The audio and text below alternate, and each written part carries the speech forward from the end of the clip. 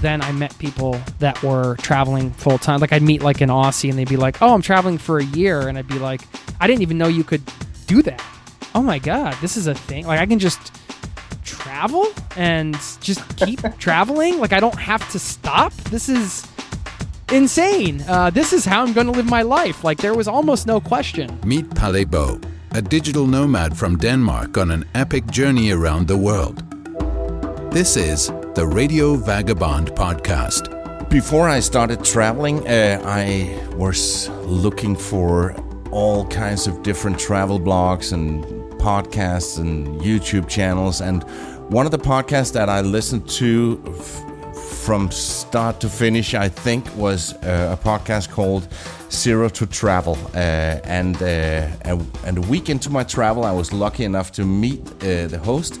And since then, well, that was in 2016. And since then, we've been talking about a way to do a chat, because we never really got to do it in Stockholm. And so this has been long overdue.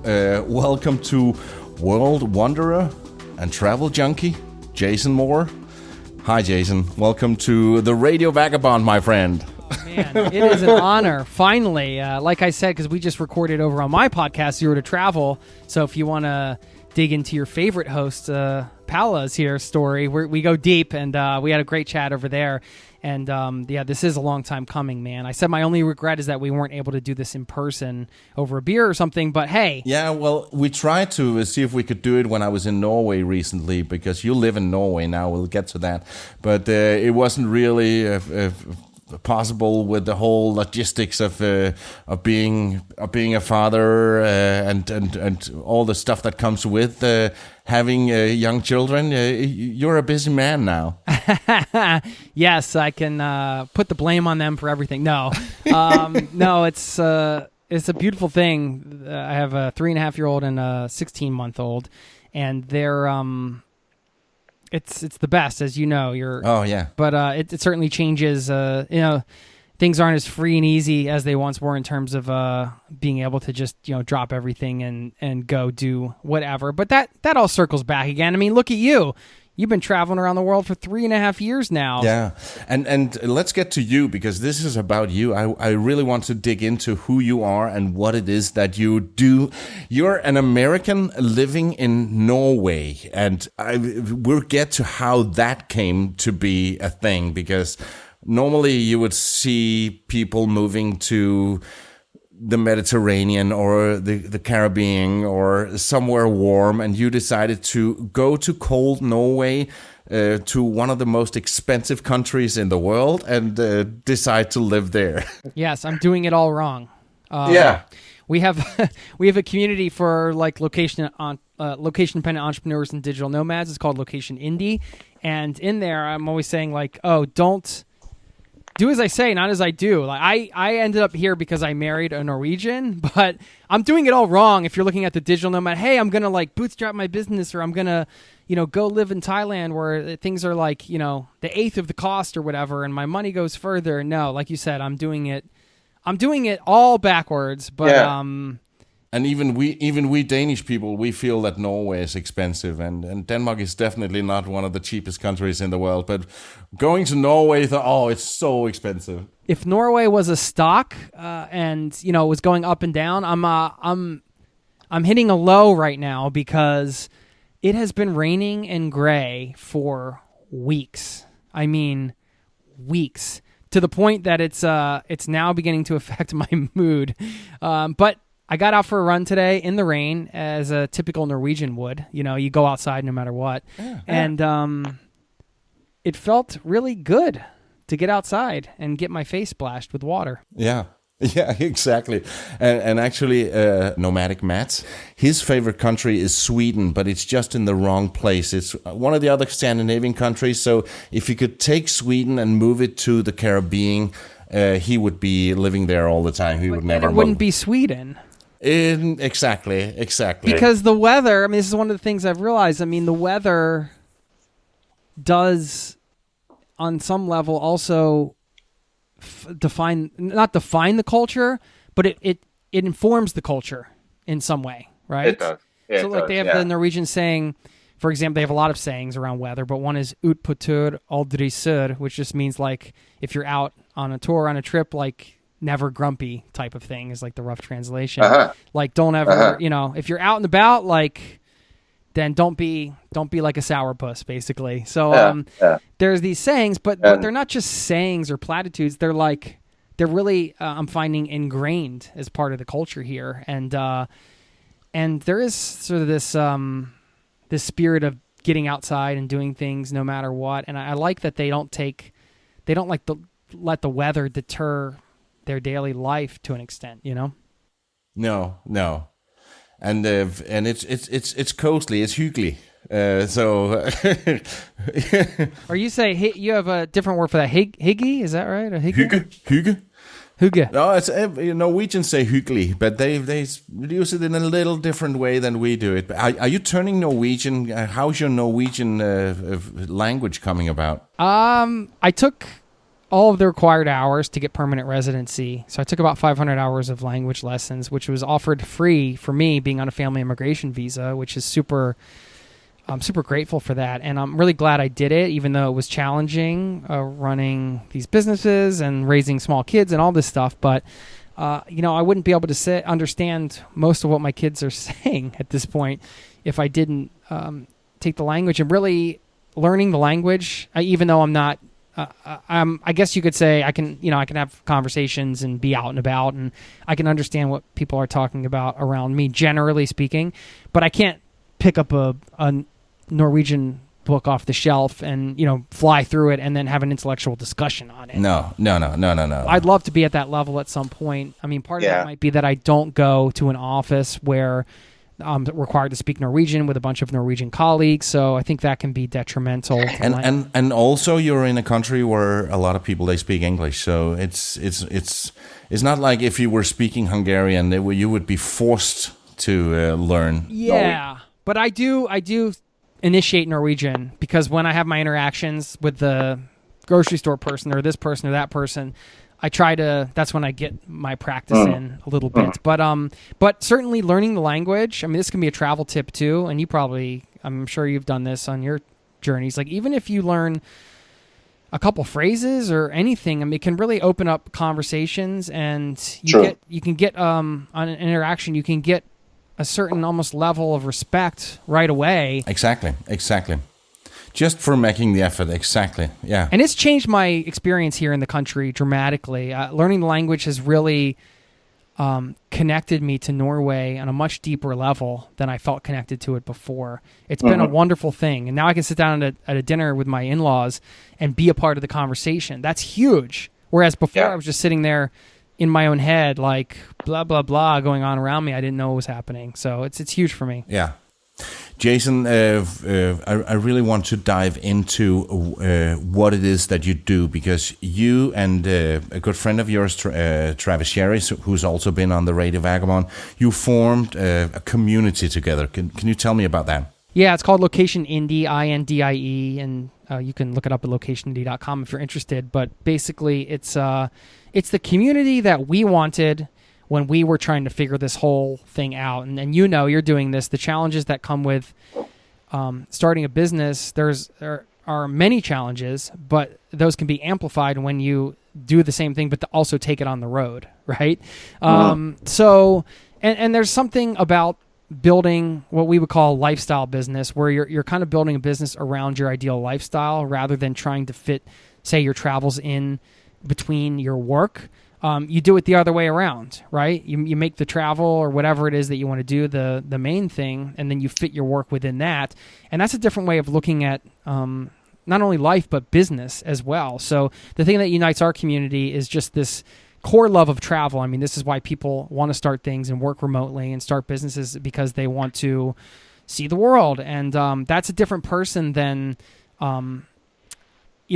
maybe somebody who's just at home and wants to run a business and work, 300 hours a week for different reasons. But it takes a lot of work, and it's like sort of if you get into entrepreneurship, it is a lifelong struggle. I mean, it doesn't end after you like have a successful year in business or whatever. Like the struggle's real, man. As you know, it's always going up and down. So the community is the support system. That's what we do. We do accountability calls. We have some training in there.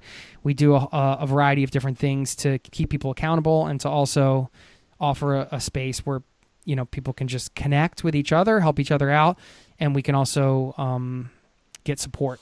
So, when you say accountability calls, can you explain that? Yeah, that's one of the monthly events we do. We have a travel talk event. We have different events that we do online every month.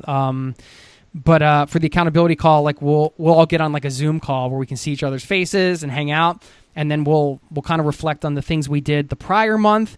We'll look at some of the things that we're struggling with now, and then we'll all set goals together for the next month to kind of keep things moving. And I mean, Travis and I have both found it's very difficult. I mean, anybody listening can relate to this. If you've tried to do something on your own, you lose momentum, or you get in your own head, or there's nobody to bounce ideas off of or kind of be there to keep you going. For us, it was impossible, which is why we started the community. Like I couldn't make things happen until I got around other people kind of working towards the same goal.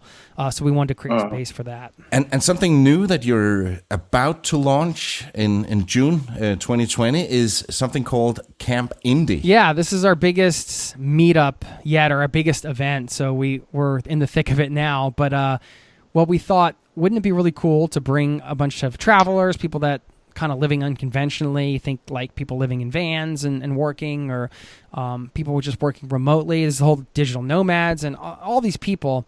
Just bring them together and have this incredible conference. We're calling it the world's most fun conference because it's not going to be in some hotel room with like stale coffee and, you know, hotel meeting rooms and all that. It's going to be at a summer camp outside of New York City. It's basically like a bunch of adults going to summer camp. We have rustic sheet cabins everybody's going to stay in.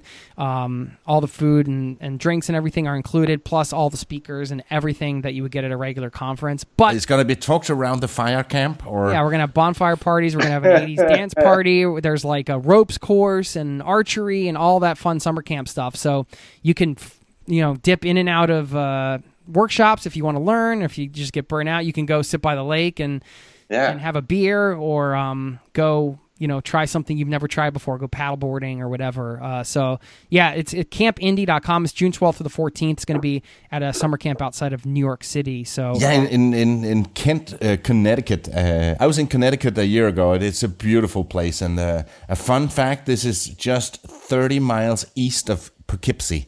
And it's such a funny name, and I always wanted to go to Poughkeepsie just to be able to say that I was there. So that gives me an excuse to go to the summer camp. I really want to go. I'm very impressed with your pronunciation of Poughkeepsie there. That was I saw friends. That's in 2020, by the way, June 12th to the 14th, 2020. Yeah. So if you're like into the whole travel, unconventional living, like our lovely host here, the Radio Vagabond podcast, as he is, then you're going to be into this. Yeah, and if it's going to be, are you starting to look into different speakers, or? Yeah, we have a bunch of speakers onboarded already, doing topics ranging from everything from how to build a 6 or 7 figure business around content marketing to how to build an email list, to how to live a life of travel.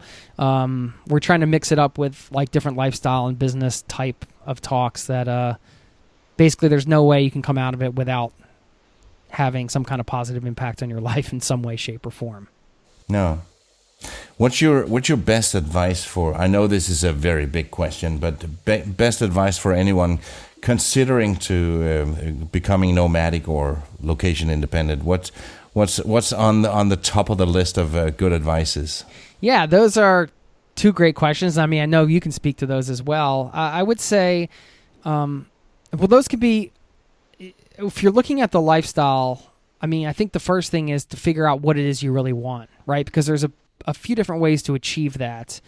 You can achieve that by, say, working some years or whatever and saving up your money, and then just going and having a travel experience till the money runs out, or kind of working as you go, or picking up house sits like you're doing and things like that. You don't have to run a business to be nomadic. There are people that are doing it, I know, that are working on a platform, say they're teaching English online on like VIP Kid, which is a platform where native English speakers can teach to, I think it's mostly Chinese students. Or you could work remotely for a company as an employee, or you could just save up your money and not work, or you can start your own thing. So there's a lot of different ways to look at it. So kind of figuring out, okay, what does that look like for me?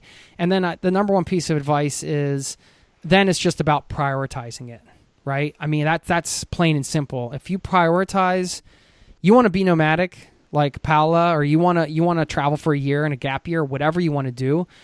If you put that number one on your priority lists, I mean, I'm not saying like, obviously you got your family and your friends and things like that. You're not like completely disregarding them, but this is about you. This is about prioritizing the lifestyle that you want. And all of a sudden, a lot of decision making becomes crystal clear, and it's a lot easier actually when you just pick a direction and commit. And you know this, having committed to what you were doing now. Well, all right, I have to sell my house. Like it makes you kind of answer questions that might be lingering anyway. Or if you're, in that case, if you want to take a career gap year, say, on your career, and you're like, all right, this is my number one priority. I'm going to do this in like a year and a half or whatever.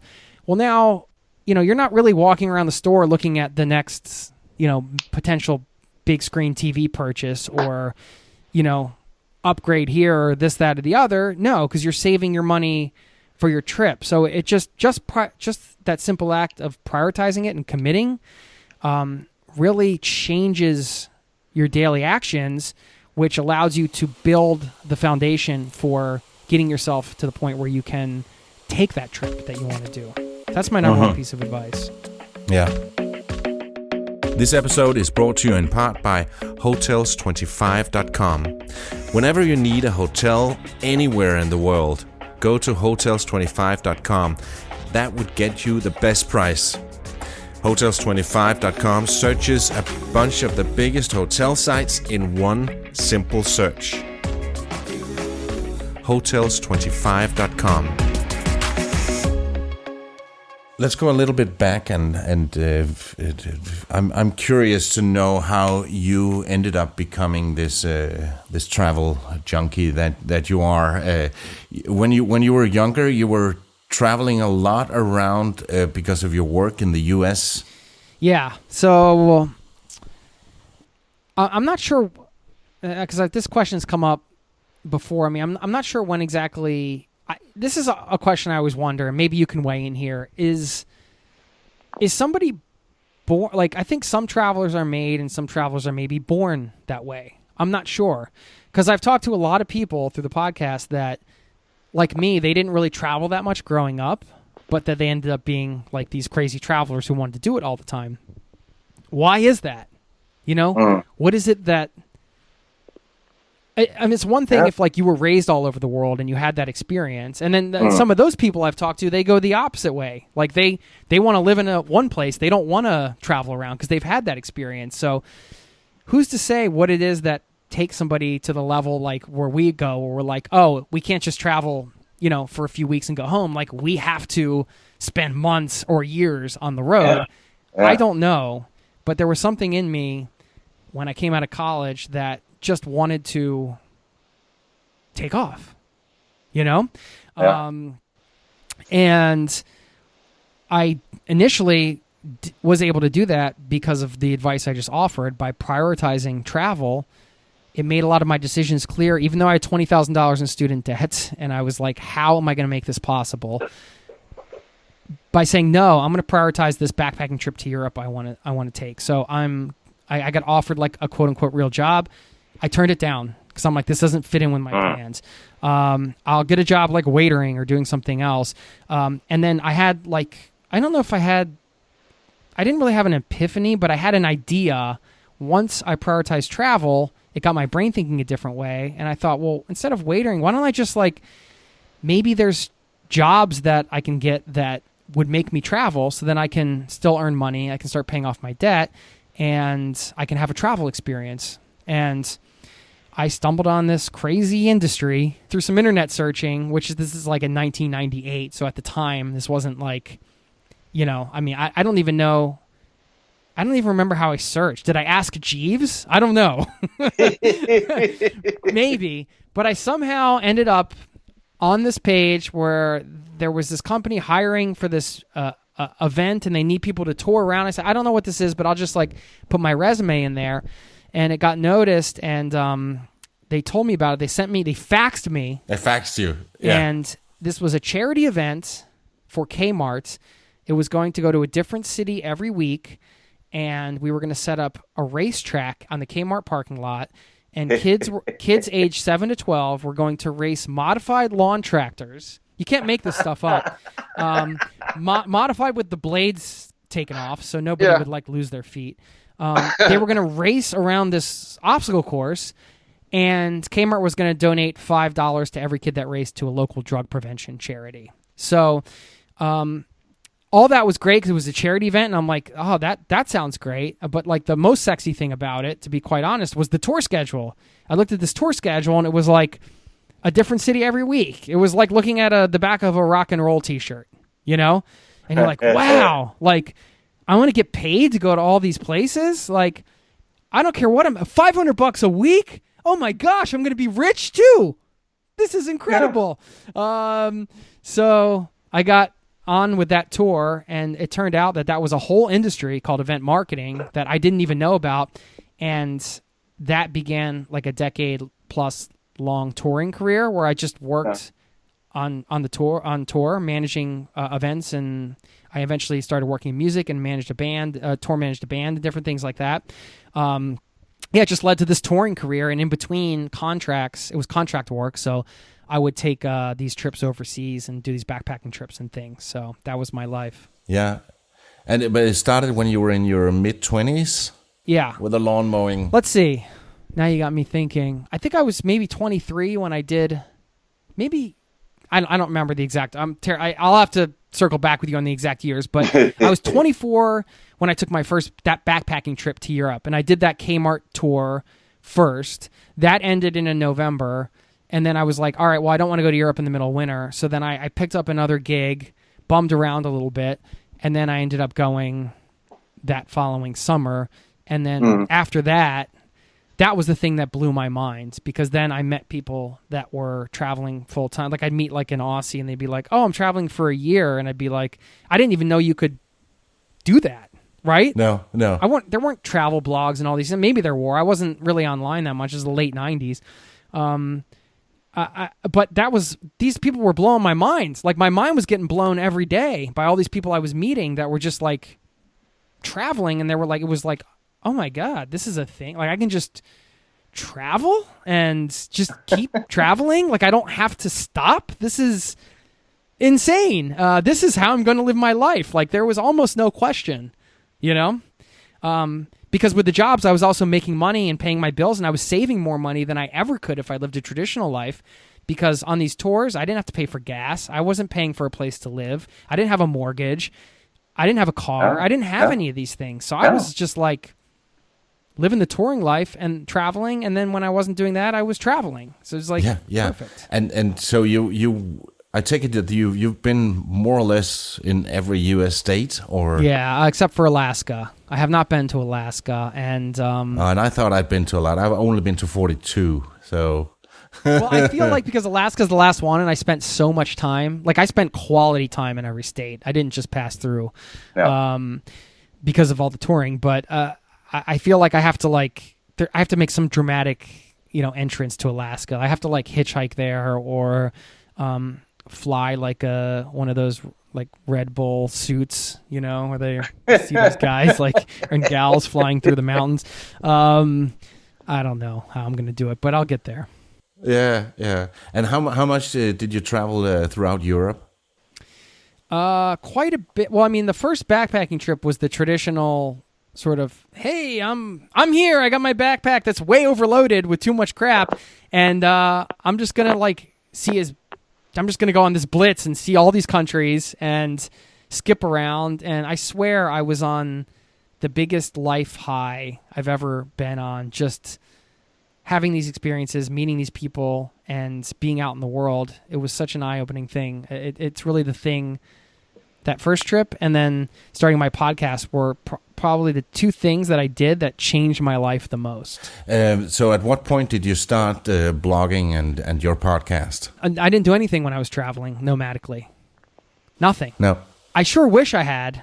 No, I take that back because I talk about this a lot. I think that I only wish I had some of the audio because there were so many funny moments, you know? But I was traveling just for pure travel's sake, and that was the right thing for me at the time. You know, mm-hmm. I didn't want to be on computers. I didn't want. We had some reports to do with some of these tours I did. I mean, I was on that thing and off that thing as fast as humanly possible, mm-hmm. Which is like the opposite of my life right now, right? Yeah. I mean, I just didn't.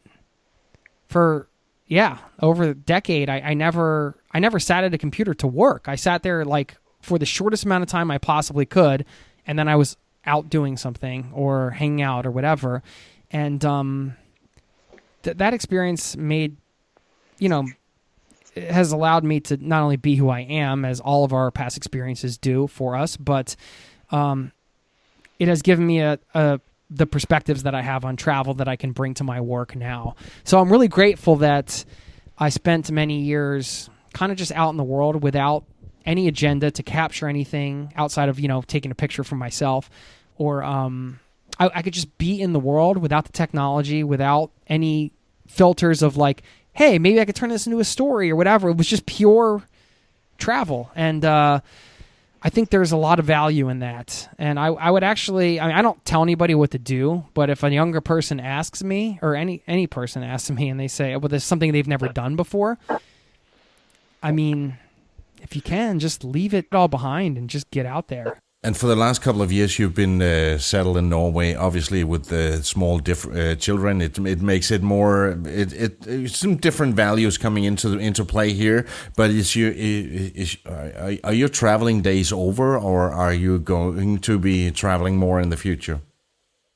My life now is like, it was almost like that was a separate, like another life, which is cool. I think it's one of the great things about travel. I had a guy on my show recently, and he said something really cool. He was like, if you are like working the same job, or say doing the same routine every week for like say 20 years, did you just live like 1 week, or did you live 20 years? Something along those lines, and you get the spirit behind it. So I think traveling can really extend your life and extend time in some weird way.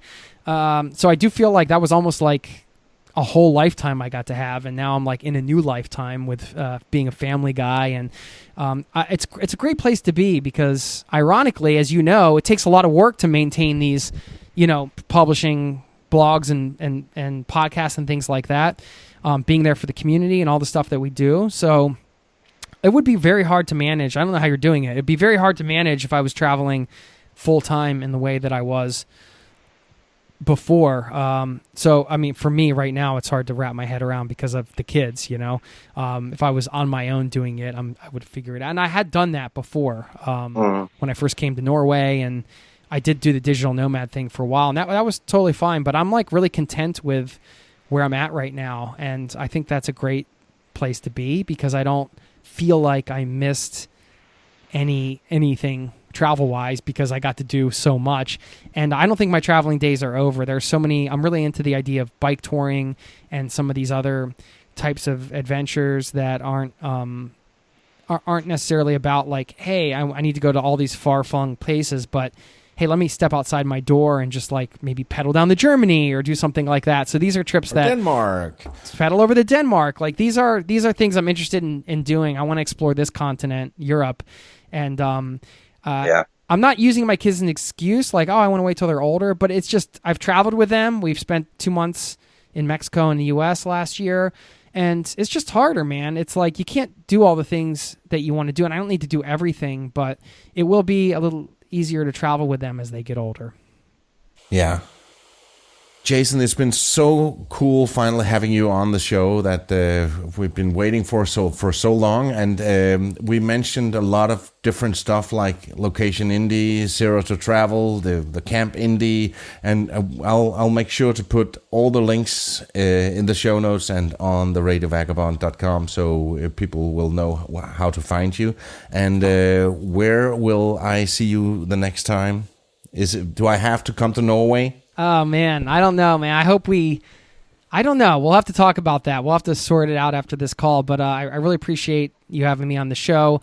If that's too many links to remember, if you like podcasts, I'm guessing you do because you listen to this one, just go to Zero to Travel, and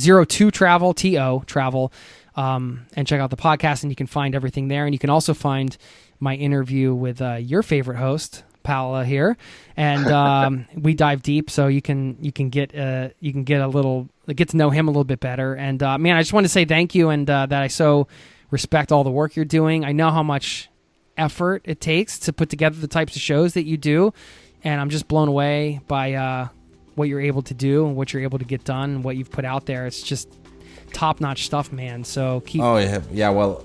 Well, I'm jealous when I read someplace that you have more than 5 million downloads of Zero to Travel. So I feel that I'm talking to a rock star in the podcasting field. So yeah.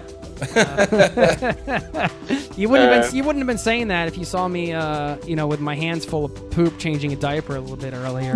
And, if you saw how much of a wreck my apartment is right now, because my kids are like tornadoes, having destroyed it. But no, that's really sweet. Thank you. Thank you so much. So I look forward to. Man, we got to jam out again. Maybe it'll be around the campfire in Kent in June 12th to 14th 2020. I want to see if I can make it up there. Thanks, Jason. All right, thank you.